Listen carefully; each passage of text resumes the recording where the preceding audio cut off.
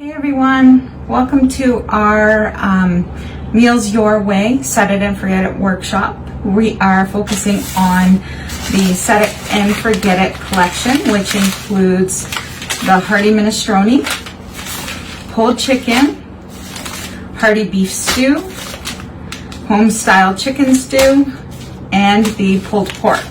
And today what I'm going to do is I'm going to make three different meals for you. And I'm going to make them into a freezer meal workshop format because I'm making them ahead of time, putting them in the freezer, and just pulling them out when I'm ready.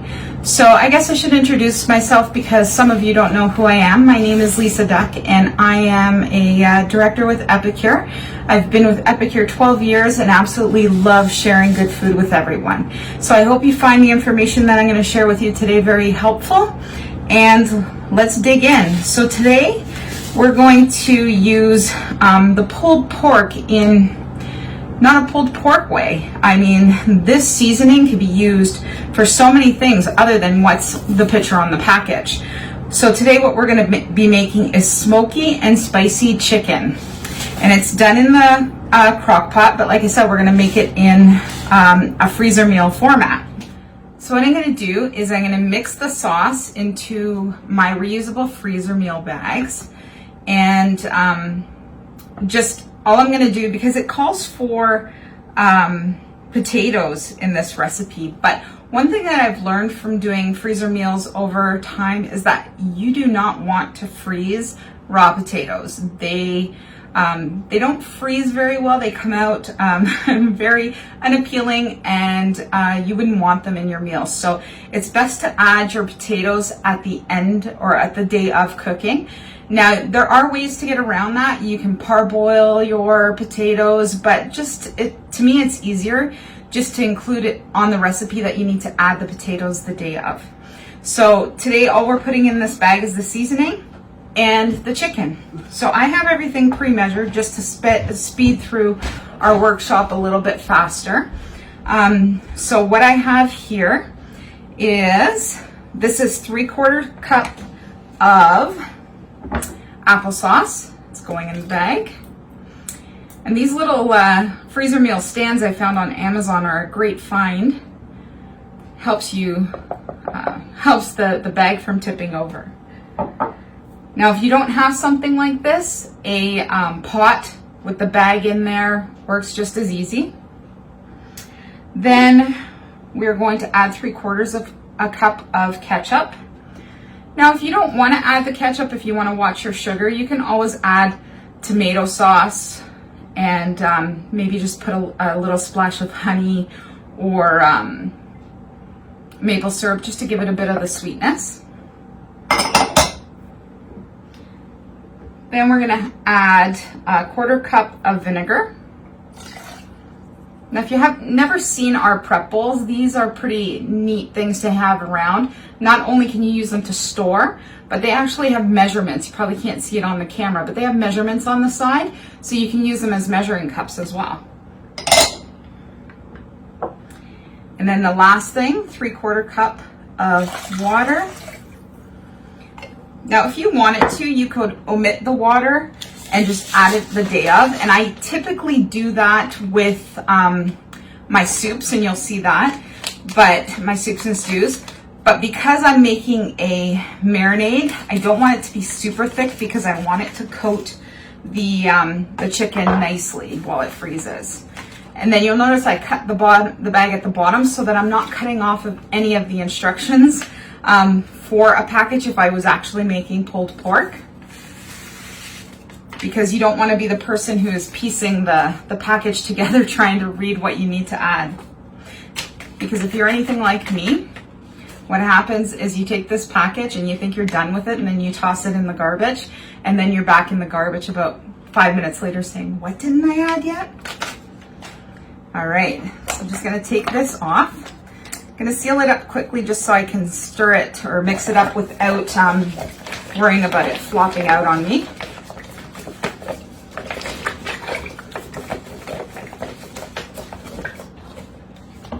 Okay. Just put it back in here so it holds it while I'm going to be putting the chicken in. And I have my chicken, and it calls for thighs with the bone in and the skin on. So I'm just dropping that in.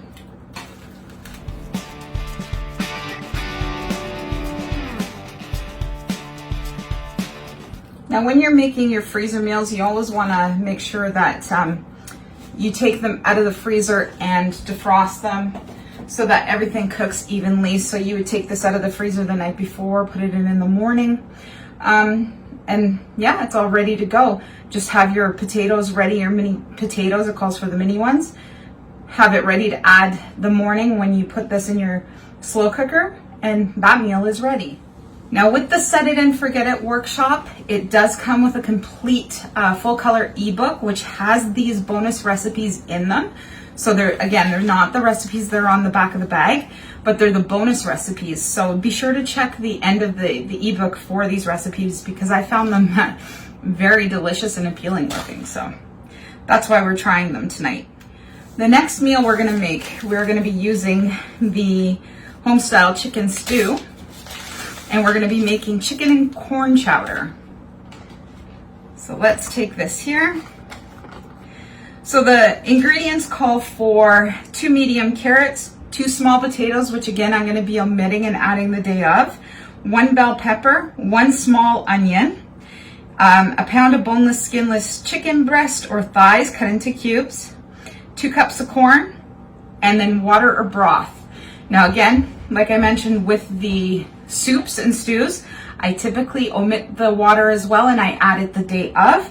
However, I don't want to just add water, so I'm going to be adding some broth seasoning in the mix, so it's ready to go and I don't have to remember to add it the day of. And I will season it with salt and pepper just at the end of cooking.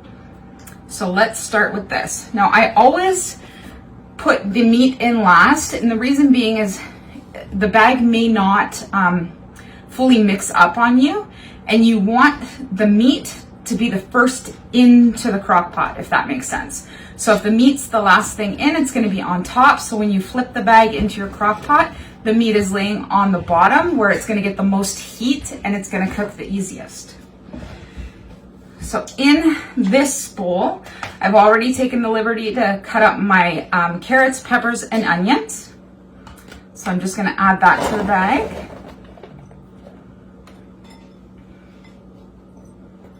There we go.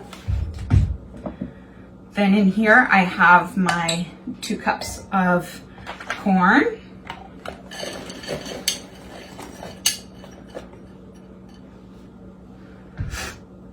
And then here is my cut up. I'm just going to use the spoon so I don't have to get my fingers messed up. So there. Okay, now here's the thing with this. The seasoning doesn't go in until the last 15 to 20 minutes of the cooking. So I'm not actually going to put the mix in. I'm just going to add my broth. So the mix is going to be added the day of with the potatoes. And the broth, because it says 4 cups, we need about 1.5 teaspoons to 1 cup of broth. So I am just going to put a few teaspoons in there because we have the other seasoning in. Now you can follow it exactly, or you can cook like me and you just add to taste. So that's it for that one.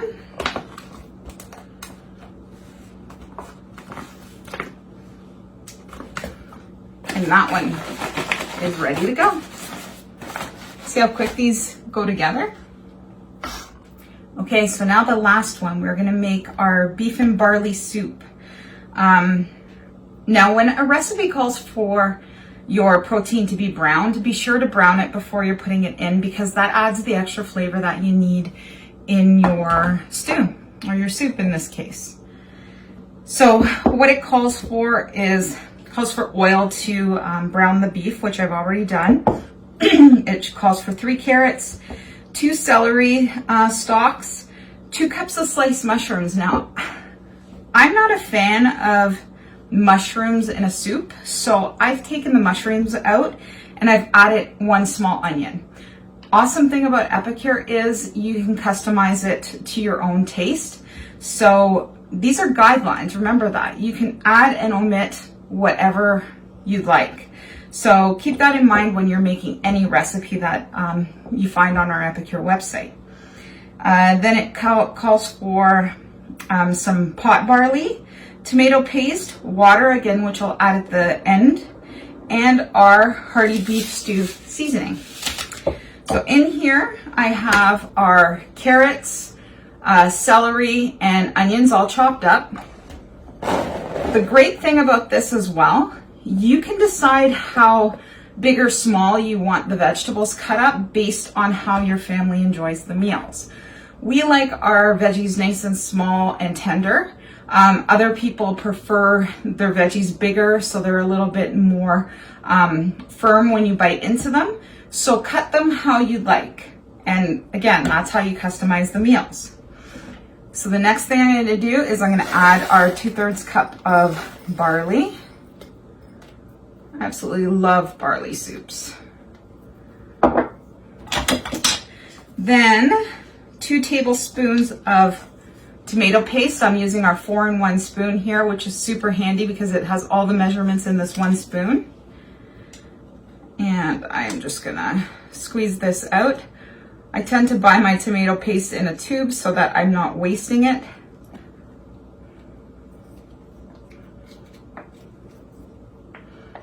Just acts like a toothpaste tube though, and then you have to fight with it to get it squeezed out.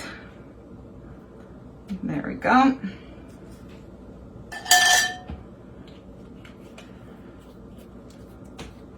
I'm going to add our seasoning in before the meat. And again, cutting it on the bottom so that if I were making the beef stew, I wouldn't be cutting into the instructions.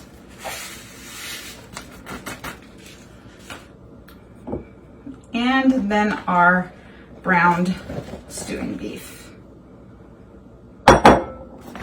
Again, it calls for 6 cups of water, which I'll add the day of. And to tell you the truth, I'm most likely going to add 2 small potatoes to this as well, just because that's how we enjoy our stew and soups. So then we're just going to toss this up. And we have another meal ready to go. Take some air out.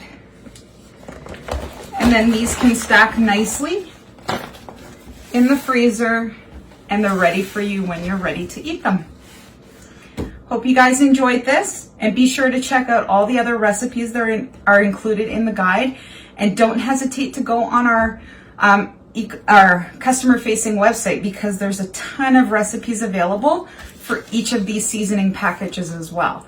So I'll give you a little tip with this one. It makes an amazing chicken pot pie. So have a great night, everyone, and I hope you enjoyed this demo, and we'll talk to you soon. Take care.